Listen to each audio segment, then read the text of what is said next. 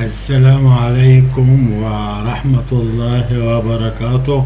المعارف والأصدقاء والسادة الحضور، أهلا وسهلا بكم مع هذا الجزء والإعلان الترويجي لمسلسل محمد الفاتح الجزء الثالث، وفيه يتجول الأب وهو محمد الفاتح مع ابنه الكبير، وكما نرى الابن وأبيه يتجولون في الشارع ويقومون بالفرجة وقراءة التعليقات ويزورون القبور هناك، وإن شاء الله تعالى سوف نلتقي مع هذا المسلسل بإذن الله. السلام عليكم ورحمة الله وبركاته.